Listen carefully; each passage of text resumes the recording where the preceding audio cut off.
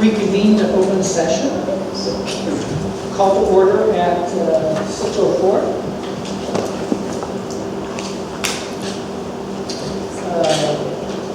5.0, report of actions taken in closed session. I'd like to report that in closed session, the board took action to reject the claim for damages submitted by Charlotte Wignall on February 29, 2016, and directed staff to notify Dr. Wignall of such rejection. Attendance roll call.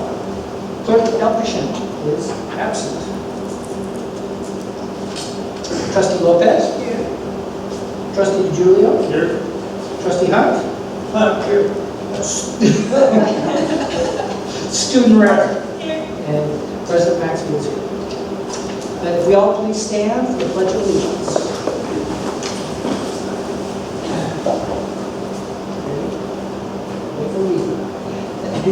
I pledge allegiance to the flag of the United States of America and to the republic for which it stands, one nation, under God, indivisible, with liberty and justice for all.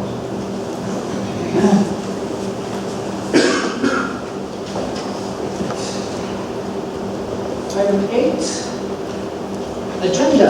Any additions, subtractions, no changes? Oh, move that we approve the agenda. Yeah, you're Sorry, on the update. turn the page. All right, all in favor? Aye. Student rep?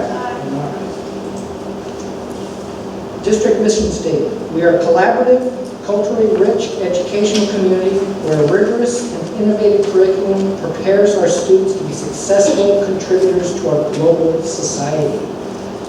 And Sophia, you've got just a little bit left before you're a successful contributor. All right, item 10, public comments. Public business from the floor, non-agendized items. This portion of the agenda allows an individual the opportunity to address the board on any item regarding board business that is not on the agenda.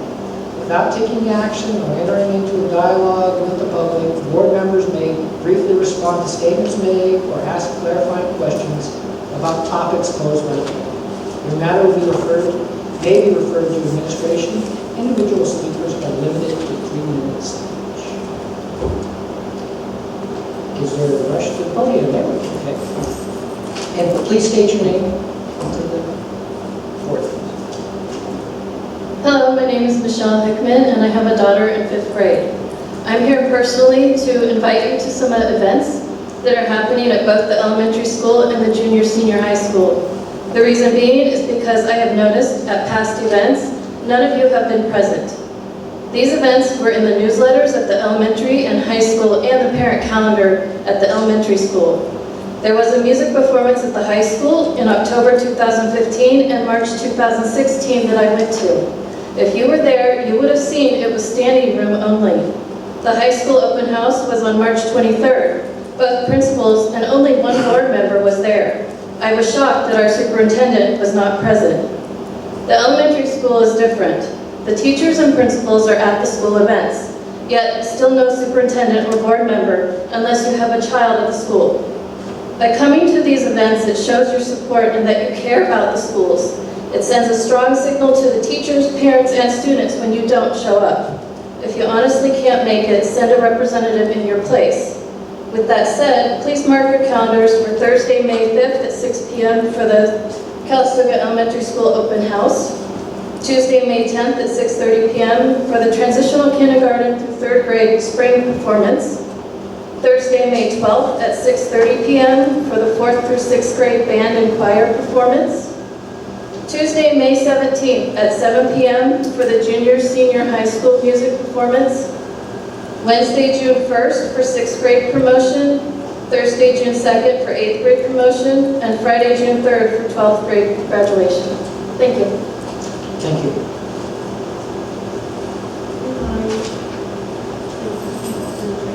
You want to say something? Thank you, Ms. Hickman, for your comments. I just want to clarify that I do work for the Valley Family Centers. I and the location is right at the elementary school. So I had to say that I have, first-hand knowledge of the students and the parents walking to the campus on an everyday basis. So the fact that, some of us could not make it to some of the events doesn't mean that we are not present at the schools and, most of the parents and my name, and I know most of the children my name. So, just wanted to clarify. Thank you. Anybody else? Moving on, reports, recognition, information, discussion items. 11.1 LCAP update presentation, Mr. James Brown. Evening, good to see you all. I'm up here representing and trying to fill the shoes of our Mrs. Bunting, hopefully, because she's been done a lot of the heavy lifting on this. So I'm the benefactor of all the hard work that she's done over the last couple of years, and hopefully I can do it justice by continuing on that work. I also want to thank the site administrators, Mr. Kudlow, Mr. Wyckoff, for their support in providing information to this. We've been engaged the last month or so, month and a half, in getting stakeholder feedback at different venues, ELACs, staff meetings, and trying to, one, update all of the stakeholders, as many stakeholders as we can. We're not required to do 100%, but what we want to do is just be able to put the message out there of what we're doing to accomplish our goals within our local control accountability plan, and provide opportunities for people to look at it, celebrate what we've done after those updates, reflect on them, and if it seems appropriate, to make any kind of course adjustments along the way. Of course, all of you have been up to date on top of all of these, so I don't need to spend a lot of time on them. I just want to remind you what they are and hopefully give you an indication of where we are. The three core areas, three large areas that we've been concentrating on, of course, are conditions of learning, student outcomes, and engagement. And if we think of these, even though there's some items listed under there, if we think of these in our larger district-wide strategic goals, conditions of learning from our strategic goals, district-wide, we're trying to provide a safe, healthy, positive school environment for our students. The second large goal under conditions of learning is maintain and improve facilities. So you'll see a lot of items that make it into multiple goals, and I'm going to be showing you 6 goals that break these down a little bit more, but I want to remind you that we have the 5 larger goals which all of this rolls up into. In the outcomes area, primary goal is ensuring academic excellence for all students. Very big task that requires a lot of items in it, and you'll see a lot of those items here. Engage, under engagement, enhancing communication, of course, we'll cover some of those items really quickly. Develop positive and unified school culture. So, specifically on some of these goals, and again, you can see this one covers both the conditions of learning and student outcomes. So you'll see some of these items pop up again. Many of these will be familiar in terms of the general obligation bond, which all of you have been living with for a long time and doing many wonderful things within the district. So we can attest to a lot of those things, some of them on the surface, some of them not. Here's a list of some of those partial things. And down at the bottom also, through the library improvement and the development of College and Career Readiness Center, we have locations where students can go and do the types of work that they need for their college and career readiness. Goal number 2 goes to, again, conditions of learning, but also to outcomes and access to different and varied and rich content, curricular and instructional content. So you see we have adoption of new math programs, new ELA. Just recently we have an adoption at the elementary school, is that correct? We're currently reviewing materials for an adoption of a blended learning program that has digital components over at the elementary school and also transitioning into the junior high with that same material. We've taken the materials or the digital content that's been very successful for us, like Discovery Education Science Textbook, and expanded that into other grades all the way up to the 8th grade, so including 7th and 8th grade, started utilizing those. We've extended the Read 180 into the high school because it's been a successful intervention for us at the middle school level. So additional tools, but also expansion of those things that we think are being effective for us so we can have an impact on more students. If you need to interrupt me, and I'll have an opportunity at the end for any questions, but if you have a specific question to any of these goals, please just interrupt me. In terms of, again, conditions of learning and outcomes, everybody knows we've gone one-to-one, but we have devices floating all over the place. We have kind of a utilitarian approach to things, which is a lot of the content, a lot of the tools that the students are using are online, and so hopefully the number of devices is really just about these being appliances for accessing that type of material. Even though we don't take a fully appliance approach, but to a large extent, those devices are just accessing the content that the students need to be successful. And you'll see that in terms of our focus on actual digital content being the key here, not just the devices.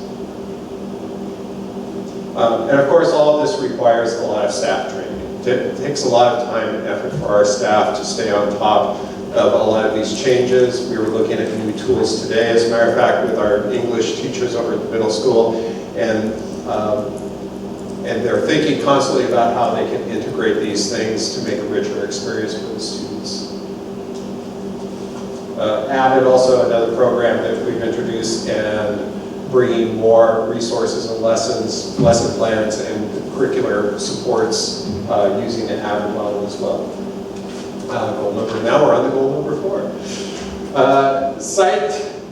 We've developed some site strategic plans. We continue to use ORS, which has been expanded with new formative assessments. We're still learning how to use those, but we have a good array of formative assessments and other tools that we can use to start collecting more data, and we want to be more data informed with the instructional choices and the curricular choices we're making for our students. So the more information we can get on students, the better for us, and the more we can make intelligent decisions about what we're doing.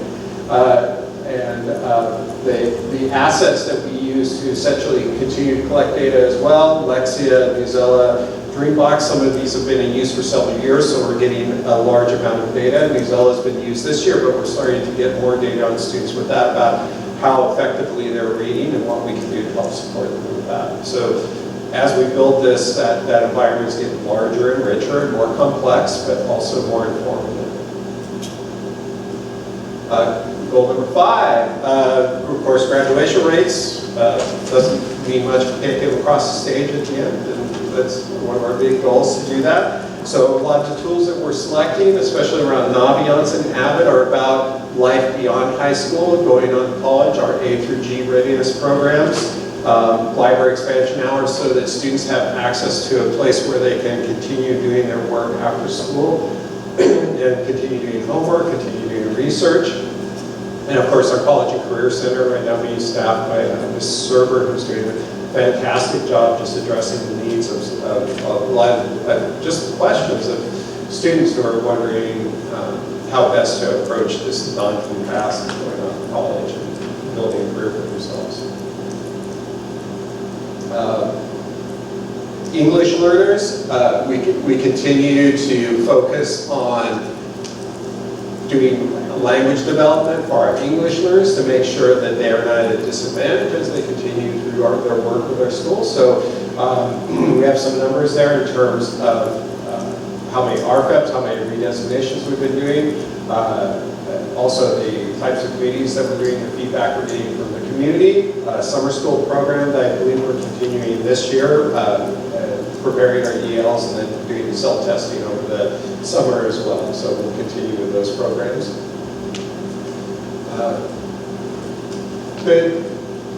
We're trying to be more sensitive to understanding how our students feel about school and they're connected to this school. So we've been doing a lot of surveys over the last couple of years. We just got data on the Healthy Kids survey that's done statewide.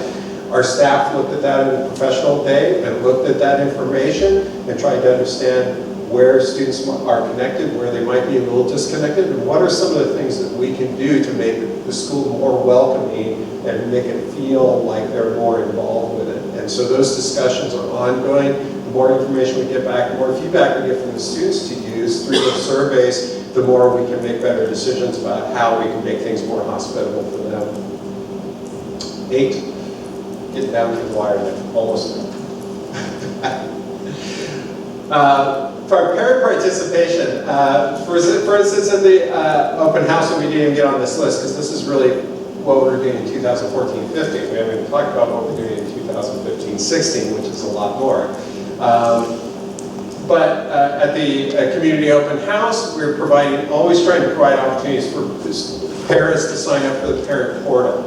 And one of the ways that we're supporting that and supporting students being able to do work at home is also getting more devices into home, looking at opportunities with partners like Napa Learns to figure out if we can get more internet access in home. So it's this multi-tiered approach that not only do we need to provide the opportunity to communicate with them through our website, through our parent portal, but we need to also, in a lot of cases, figure out how we can get more devices into the home so that they can physically participate in those things. So we can do the events where we sign up parents and also events where we're moving them more towards a connected environment at home that can supplement what we're doing in school.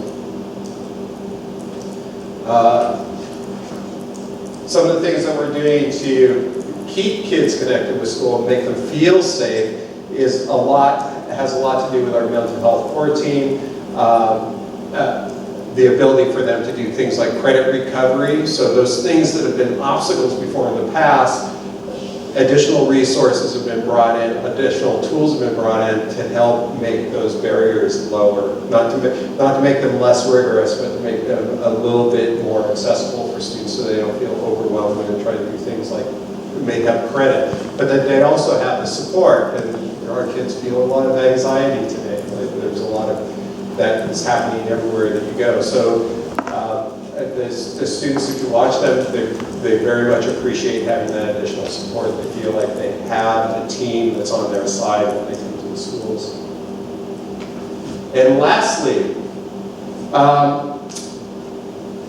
in terms of suspension and expulsions, that really has to do with our focus less on punitive type of approach to students and more with a positive behavioral approach. And one of the things that we've done very successfully at the elementary school is implementing a positive behavior intervention or BEST program that's been extended out with our paraeducators, we've extended out to the Boys and Girls Club. And so the students are getting a consistent message about their behavior that's framed more positively than negatively. And what we're seeing is less interventions in the front office and more communication out in the areas where the students and the teachers and the staff are interacting. And any questions? This is an opportunity for all of you as well, in one way or another. It doesn't have to be verbally tonight, it can be in messages, that if there's anything that you see there that you have questions about, or anything that you'd like more information or questions about how we might do a little tweaking to make things better. Well, James, I'm just noticing, over the years, how things have gotten more complex. Yes. For the students, teachers, staff, and everything. And so that was making me think about the technology upgrade we did for the infrastructure for one-to-one, student participation with notebooks or tablets or whatever. Is that working? It doesn't seem like we're hearing any complaints about not being able to have access to all these things that are being offered. Yeah, for the most part, we're not at the point where we're Ma Bell and you pick up the phone, you get dial tone every time. But we have a very robust, not only what we've done here, but countywide, there's been a lot of upgrades where we've moved our internet connection away from the county office, and we're doing what's called peering with the other districts, so that not only within our district, but if anything goes awry, and we've seen this when we had flooding, right? When we have these heavy rains in the past, we've had flooding and our internet connection goes down because there's only one connection going down valley. Now we have multiple connections. We have the ability to recover more quickly. There are still pockets where something might go wrong, and we will have some teachers who can't, who don't have 100% access all the time, and that's frustrating for them, and it's frustrating for us because we want to make sure that everybody has access every single time that they click the mouse. But we have a wonderful system. We have a very robust, very widespread Wi-Fi, which is very much a blessing for a lot of Well, it schools. just seems like it's almost second nature. It is, and we forget what it was like very quickly. And I think one of the indications to me is when a teacher calls up and says, I can't do my one-to-one right now. And so what did we do last year? We can't even remember what we did last year when we didn't have one-to-one computers. Right. So we become very reliant on it very quickly. And so complaints in some ways are good because it means that it's missed when it's gone. Yeah, exactly. What else? Well, it makes me feel really good that, the fact that the system is working within the school boundaries. I was approached by a couple of parents who were telling me that due to the rising cost of the internet access at home, they have no choice but to cut it, just either you pay the rent or you pay, internet access. So, and I was able to tell them that, the students can bring their device to school and sit down outside and do their homework and, bench or something like that.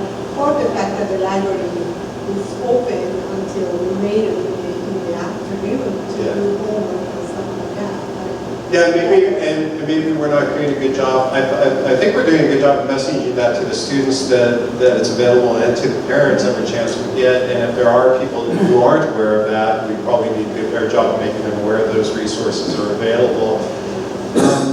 And like I said, we don't want to just have one solution. We want to look at multiple things. For instance, NAP Learns is looking at bringing in a low-cost Wi-Fi that's $9 or $10 a month. We're trying to get that $9 to $10 a month thing, which I know is for some people is still a struggle, but we're hoping to get something up here. A lot of it has to do with our rural nature, which is it's difficult to find providers that are going, Calistoga, that's a great market for us. But, Well, isn't that now the learns that Chuck McMinn guy that might have a little bit to do with that? And they have. I believe that you are aware that at one point NAP Learns actually brought the idea and was financing the purchase of devices Right. for parents. And so too, by the way, they're very proud that our parents have paid their debt on a timely basis 100% of the time as opposed to other parents from other communities. Oh, for the technology? Oh, fantastic. Yeah, so the device, so for the devices as well, but and then it's that other piece, which is can we find opportunities for low cost? And it's not something we can actually provide to them, but we can hopefully find a channel for them to be able to access those types of things. Yeah. Excellent. Anything else? Thank you. Thank you for very the much. opportunity.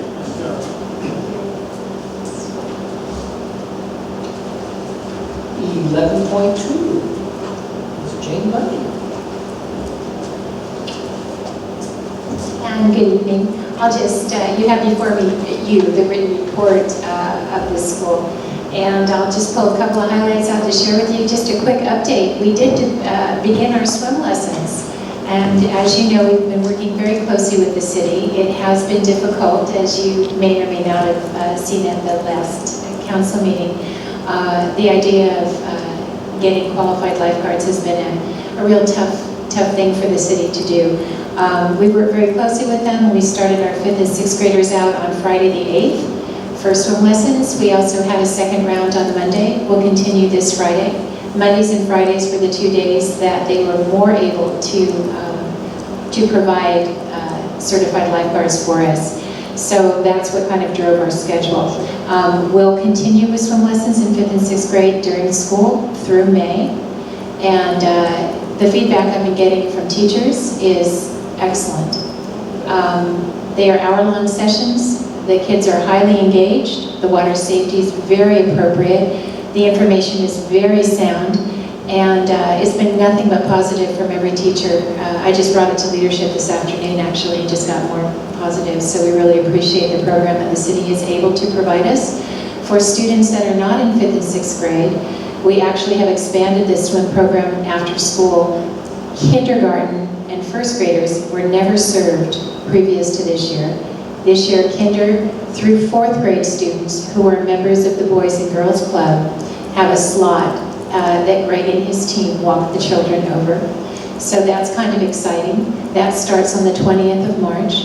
And then for students, which was my big concern, what about the kids that aren't enrolled in the club? Are they going to get lessons as well if we can't serve them through the day? Yes, they have family swim time free, swim safety lessons available after club kids leave. 2 different sessions on Wednesdays again starting on the 20th of March.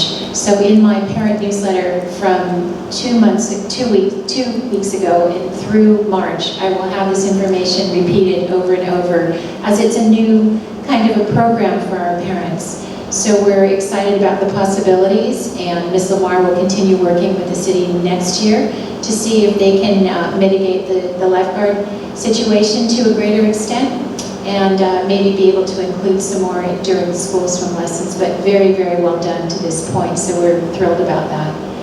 Excuse me, Ms. Bunting, will you review with us basically how many sessions each grade level takes of swimming and how many days we are using the pool? Yeah, per year? The children from in school, there are 2 one-hour blocks for each 5th grade class and each 6th grade class. The availability of lifeguards was heavier on Mondays and Fridays. That's why we have sessions on Mondays and Fridays. The students in the after-school program, in Greg's program, begin, I believe, at 2:30 to 3:30. Again, in the afternoon, there was a higher likelihood for the city to get lifeguards because they're finished with college or they're finished with school. So we have kinder through 4th grade students going at that point. We're not sure of the numbers yet, but they will be receiving 1-hour sessions through the club on Wednesdays, and each grade level will take a Wednesday. So that's how it's structured at this point. So the students that are being provided in school swim lessons will actually be given 2 one-hour sessions. The students who are working through the after-school program in the club, because it's expanded, we want to make sure as many young children got in as possible. Kinder through 4th will have 1-hour sessions guaranteed, and if they're, depending on the numbers of children, it could extend. I just spoke with Shannon today a bit. Another quick update, we are having our incoming kindergarten parent meeting on the 14th, which is Thursday night. So the kindergarten team and myself will welcome parents and introduce them to our wonderful school. And the questions that will be asked tend to be around, what does your schedule look like, and what about TK, and what are they learning, and how can we help? We've also invited Greg from the Boys and Girls Club to be there to speak and answer any questions about the after-school program. Any questions? You're welcome, Jacob.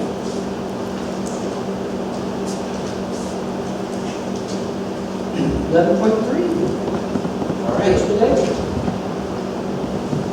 Junior high stuff. Open house, as was mentioned, was a wonderful event. We had our 9th grade orientation here in this room, as well as some entertainment provided by the Ballet Folklorico and our athletic fashion show. So that was our kickoff to our open house this year. And then people got a chance to walk around and check out the different programs here at the junior senior high school. Kind of business stuff. We're working real hard to get ready for testing, for SBAC testing next week. So I know that teachers were gearing up for that all year, but we're ready. We're anticipating our kids doing somewhat better because they're more prepared this year. We kind of know what to expect a little more. The other day, earlier this week, Monday, yesterday, we had an assembly on distracted driving, what is legal as far as cars, and if you look around, there's signs, like the one back there, it says cobras, Uzis, cancers, floods, and texting. All of those are lethal. Well, how is texting lethal? Well, if you're behind the wheel of a car and you're texting, and you're a teenager, the likelihood of getting into an accident goes up by huge percentages, like hundreds of percents. So we had that presentation yesterday. Did CHP put that on? Yes, it was done with the CHP with this other group that if you go online, it's whatdoyouconsiderlethal.com, and there's several different videos that they show of the impact that it has on families of students who were in accidents and died as a result or injured. So there's several different stories that are highlighted on the website. They talk about being distracted by having passengers in the car, the difference between 0 passengers and adding a passenger, the percentage of the likeliness of getting into an accident and being distracted, or there's the comparison between day and night. And so all of these, there's a wheel that they gave us that kind of plays out. If you go on the website, they have the same thing, and it tells you, oh, you're 500% more likely to get into an accident at night than you are during the day if you're a teen driver. So it was it was an assembly for the students to kind of bring out that awareness. And for the junior high kids who aren't yet driving, it's more about how are you as a passenger, what is your responsibility while you're riding in the car. So it's not to turn up the music and play games in the back seat or whatever. So that was, as I said, that was yesterday. As you know, every 3 years we do every 15 minutes. So this was kind of in line with that. We want to get kids aware, especially here in Napa, where the roads, if you look at the roads, there are no barriers on the sides. It's pretty dangerous, and they wanted to bring that out. A couple other really fun things. The engineering club is heading down to San Jose, the Tech Museum, to participate in the Tech Challenge this year, which is taking flight. So they'll go down, and I think they're given parameters to create something that will take flight. We'll find out. I'll be able to report back when we get back a little bit more on the details. The other thing is, on April 26th is Higher Education Signing Day. So Ms. Serber, through the Counseling and Career Center, is planning this with some students, some avid students. And it's to celebrate students who have made a decision to go on beyond high school to higher education. So they're doing something during the lunchtime here at the school to kind of celebrate students who have committed to whatever schools. Could be a trade school, could be CSU Sacramento, or any other school or Chico State, or Hofstra, whatever, wherever people are going. So that's another kind of event that is new this year. I know was promoted by Michelle Obama also. She was promoting that, and that's how we found out about doing this. That's what I have now. Thank you. So that's at lunch on the 26th? Yeah, it'll be at lunchtime, so we start lunch around 1 o'clock on the 26th. Wanted to share with the board that last week I was at the Sorokin Club meeting, and there were, big compliments to the open house for this year. Trudy, we all know Trudy Bonnie. She was talking to the club about how wonderful the open house program was, and congratulating the organizers, the administrators, and Mrs. Ray Morales about it. She also mentioned that it's the first time that she sees so many parents and so many students, and the whole structure of the open house. And I said, well, it's the second time that we put it together. Longer than that, actually. I think this is like the third or fourth year. I think at the gym.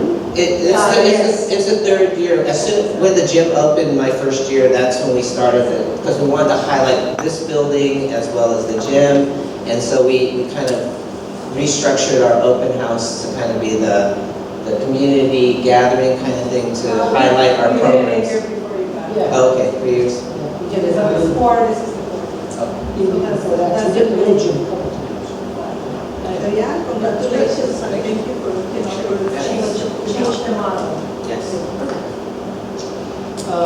Principal Whitehoff is not here, so that moves us, and we have a written report from him, but that moves us to our student rep.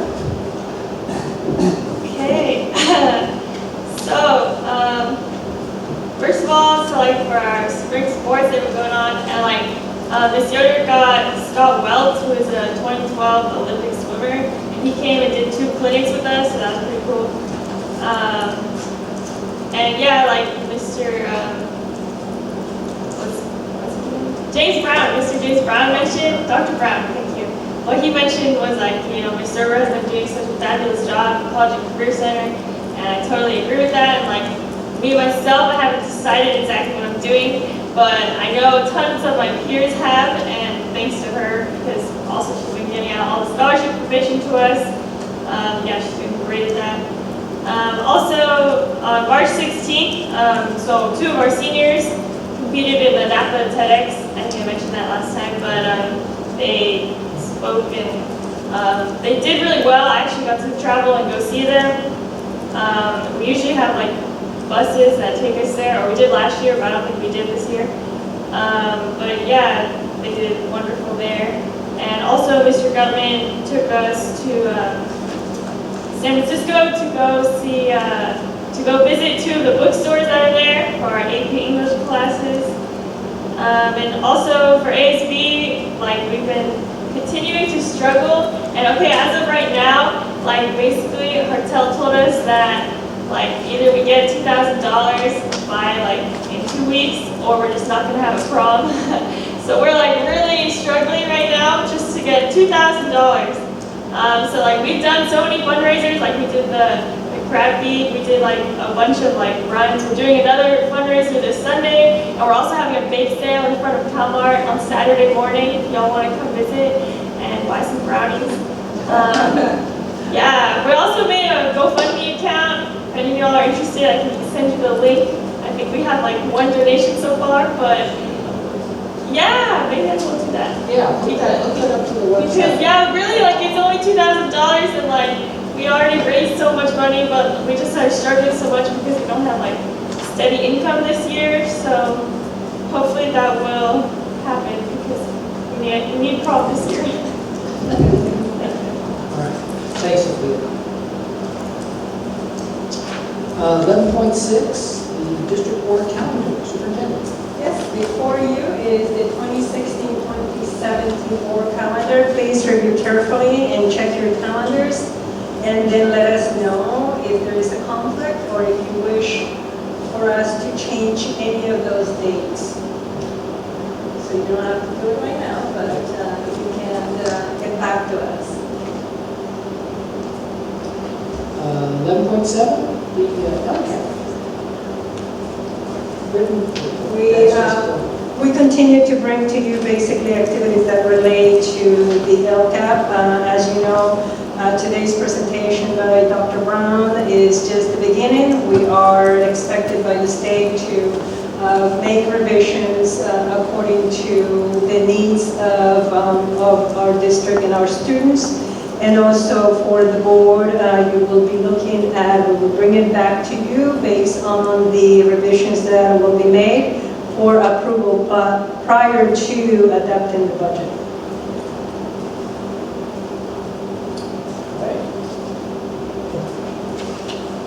Moving on to the consent calendar. Actions proposed for the consent agenda are deemed routine in nature and will be enacted by one motion. There will be no separate discussion of these items unless a member of the board, the audience, or staff requests specific items be removed from the consent agenda for separate action. Move that we approve the consent agenda. This is a roll call vote. Clerk Elton is not here. Trustee Lopez? Aye. Trustee Julio? Aye. Trustee Hunt? Aye. And student reps?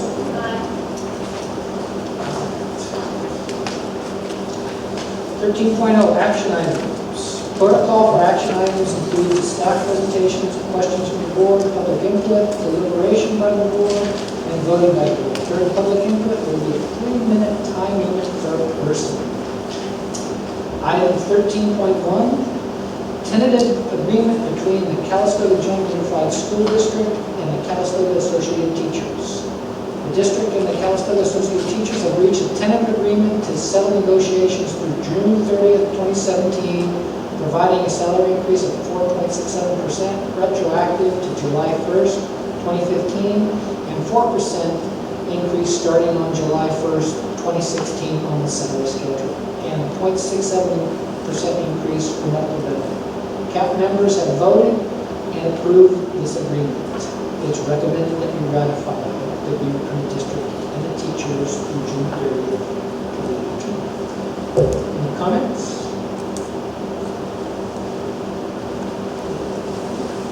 Three minutes. 3 minutes? Why so long?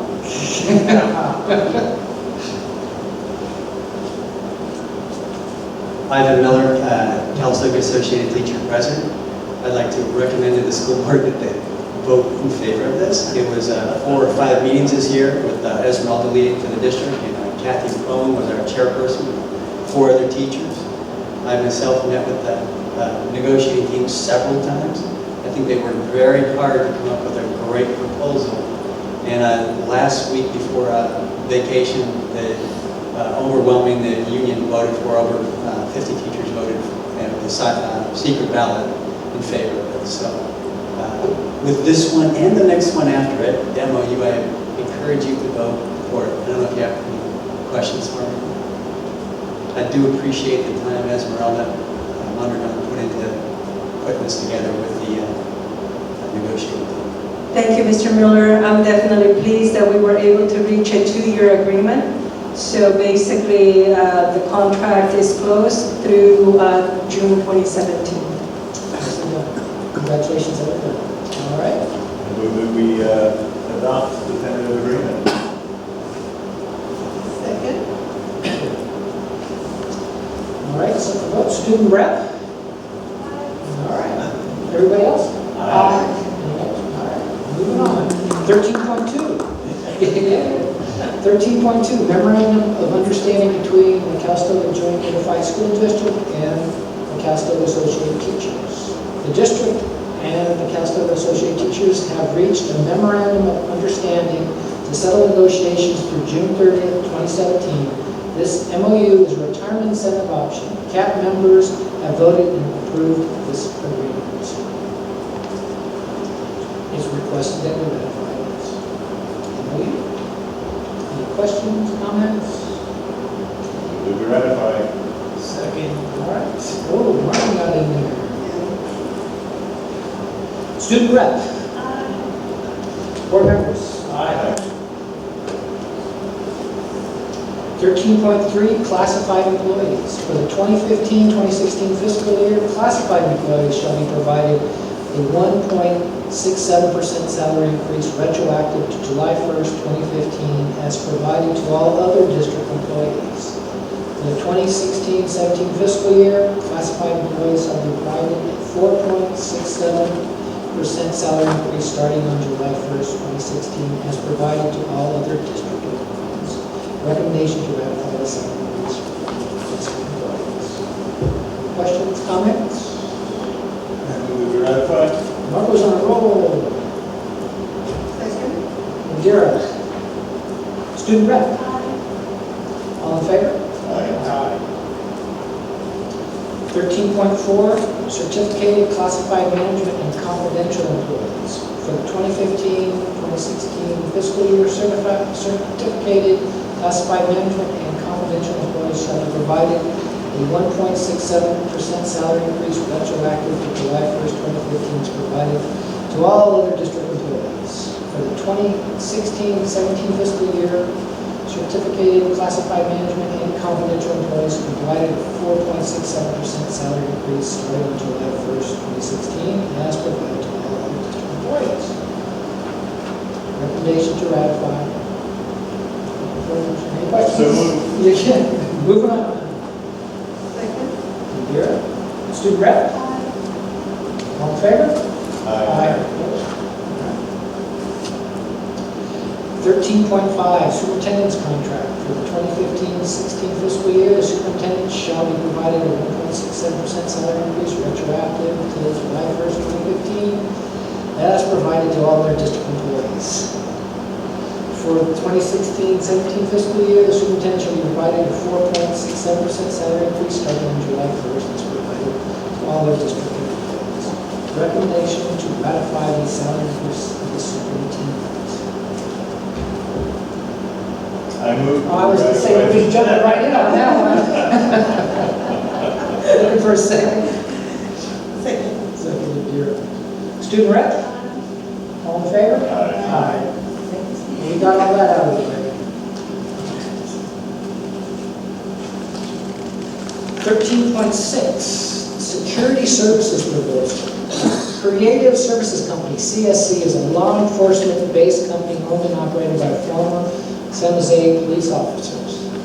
CSC provides installation of electronic service, security services, including management services throughout the course of the project. Chris and Jenna have been working very hard on trying to find just the right company and to provide the services that we need to protect some of our facilities, because we do have obviously new equipment in the wood shop, as well as we just need to know basically who comes in and out of our facilities and prevent any potential damages. So Chris, at this point, do you want to come and talk to the board and provide a summary?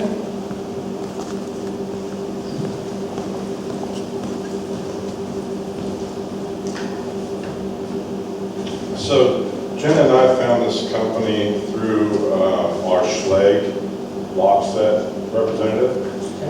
He had mentioned that they had just finished a large job at the Fremont Unified School District, and we had given them a call, as well as another company out of Santa Rosa who hasn't come back with anything really for us. This company's been on the ball. They came out and gave us a brief demo of the system, as well as the locks we're looking to use. We're going to start with the wood shop, the multipurpose room, and the gym with cameras for this main area in this building, one access control, multiple access controls in the gym so that we can monitor who's going to the storage rooms, who's going to the front lobby, as well as into the main gym, and then who's going to the weight room. The wood shop will get cameras in the main room, as well as the wood storage area in the back. And that building will get one access control. The system's fully expandable, so we're starting out with these specifically, and we can slowly work our way into doing the entire district. It doesn't even need to be slow, we can do it as fast as we can, but it's a good system. It's got great capabilities with the cameras for specifics. If you have a lot of people that are going into a room, instead of searching the video footage, you can mark an area where somebody, say like something was taken from this corner of the room, instead of having to search through all the video for the day, it'll narrow down where movement was in that section. So it'll bring it down to a small area, and you can just watch a matter of minutes as opposed to an entire day's worth of footage. The access controls are fully functional for what we need. They can be set up to where the teacher can unlock the door for class and then lock it back up again. It's all battery operated and wireless. The batteries last, I believe, a minimum of 5 years with a standard battery. The upfront cost of trying to install electrical and data at each door that we want to put access control on would be pretty significant, so we like the option. He brought out a lock so that we can see exactly how it works.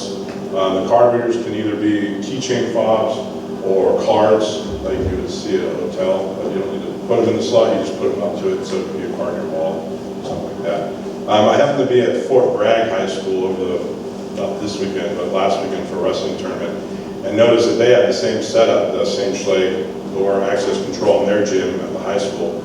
I had to call into the facilities director just to find out what system they're using and if they have cameras associated with it. But we haven't been able to touch base. But the system also works together. So the cameras are provided by a Vigilon, it's a company that makes the camera. They also make the access control software. So the camera and the controls will work together so that you can have a camera triggered by a door or the system works together. So the same system you run the cameras on will be the same system that you'll add people and take people off. You can set access control to specific times during the day, specific days. It's very, very versatile in terms of how we allow people to access. Is it scalable, so we can, ramp things up if necessary? Yeah, each building will have a box that basically the control will go to the box, and that's expandable. So I think the boxes we're getting will put up to 8 cameras on one box, and I think 4 card readers. I'm not positive. I'll have to check my notes, but it can run multiple. So any expanding in these buildings would be really easy since we already have the infrastructure. If we wanted to expand to the gym or any other building that doesn't already have it, it wouldn't be extremely costly, but it would require additional funds. Sure. Questions? Good start. Have you spoken to other districts who've used CSC as? No, we have a list of districts that will need to contact me, and Jen will be contacting them to see how they like their system and how everything's working out. And one of the pages in the proposal here, it talks about things not included in the scope of work. Have we researched what exactly is not included in our case in terms of what we've chosen and what we need to support it? We'll need to run a hardwired data line to the wood shop, and then depending on how much it'll cost to have, either their company can run data lines as needed, or we'll have a company that we would usually use, one of our electricians, to run the data lines. Electrical work will be minimal based on the card readers being battery operated, and the cameras are run power over the Ethernet cable, so there's virtually no additional electrical work that needs to be done. The only thing we may need electrical work for is to install some kind of a IDF type box so that these components can be either in this back storage room for this building. We'll need to determine that location and whether we'll need to run additional data to those specific spots.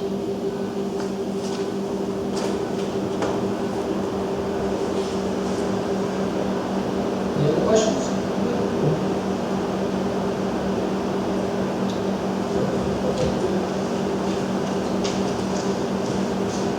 Looking for a motion to, I move we approve the proposal to install the security system. this is a roll call. Clerk Motion is not here. Trustee Lopez? Yes. Trustee Julia? No. Trustee Hunt?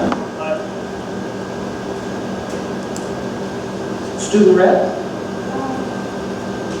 And Clerk Maxfield.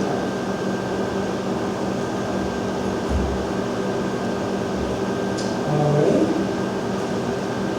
14.0, future agenda items. Preliminary budgets coming out. Is that next month's meeting? Yes, that will be next month, and then again in June, we have 2 board meetings, and both board meetings, we will be bringing back to you the budget as well as the LCAP.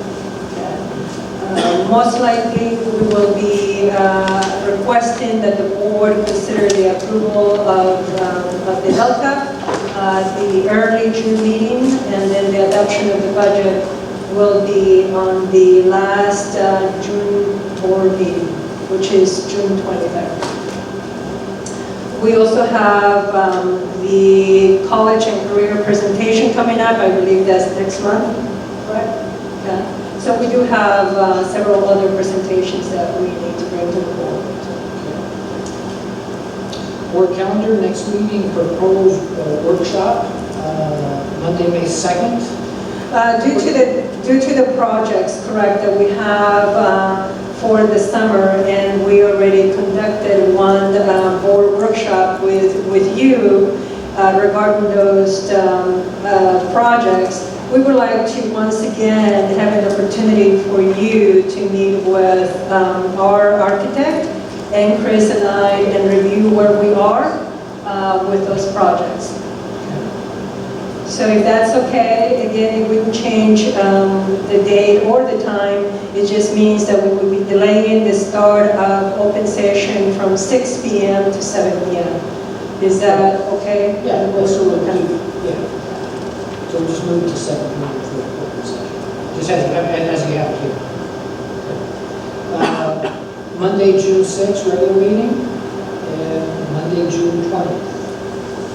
That will be our last board meeting of this fiscal year. And then, remember, there is no board meeting in July. Question? Yeah, we'd originally, it said June 13th. For June, we're going to move it back up to the 6th. No, is there a reason why we, you know? Okay. It could be that we just made the change then. So June 13th, it's, or does the 6th work? It could be because of the budget. Towards the end of the school year, the budget kind of drives our calendar. You know, yeah, it might be that that's what it is. No, that's not what they said.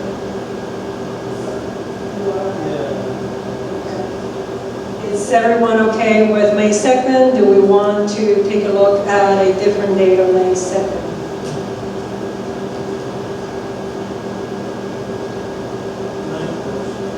The 9th? May 9th? It'd be better if everybody could be here. Okay, yeah, especially, yes. Yeah, that would be best. Okay. Yeah, either one works for me. Okay. We'll look at moving it to the 9th. Okay. And we're keeping June 6th. Keeping June 6th. And June 20th. And June 20th, yes. Okay. Mark these down. Item 16.0, May 5th, the CES open house. Mr. President? Okay. Sorry. If it's on May 9th, is it going to be at 6 p.m. or 7 p.m.? It would be in May, it would be 7th. To be 7. Okay, thank you. I'm sorry, Sophia, I'm just moving right along. Yeah. I hear you. May 19th, Senior Awards Night. That's a good one. May 30th, Memorial Day. 31st to June 2nd, minimum days for the high school and junior high. And June 3rd is graduation of high school. And we figured out, I guess we can talk about our assignments for graduation. For the different ceremonies. Right. So just let us know, and you can send us an email and ask for your preference. If not, we will just assign you them. Okay. That's I know some people might be graduating that day. All right. No need to convene to read the closed session, item 17. And looking for, what are we asking? Not doing that. And looking for item 19. I move we adjourn. All right, all in favor? Aye. All right, thank you for coming.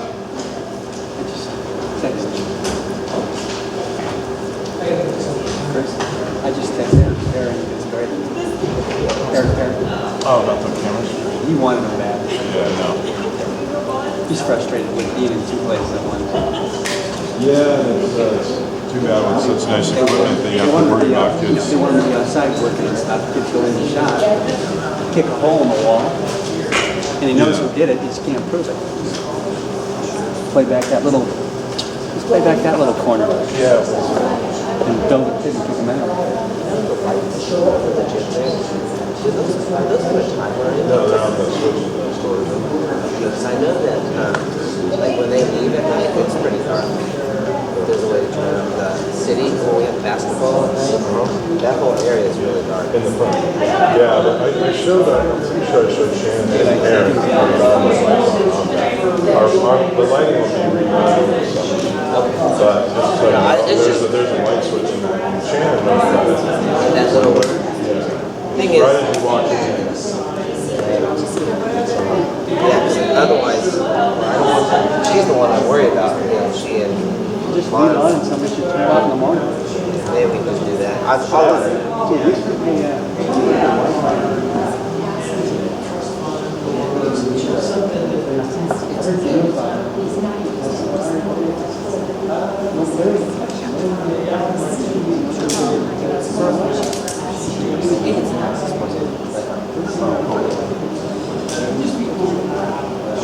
I think they're trying to figure out what it is. Something like that. I think they're bad. They keep going back and forth and they're trying to figure out how to.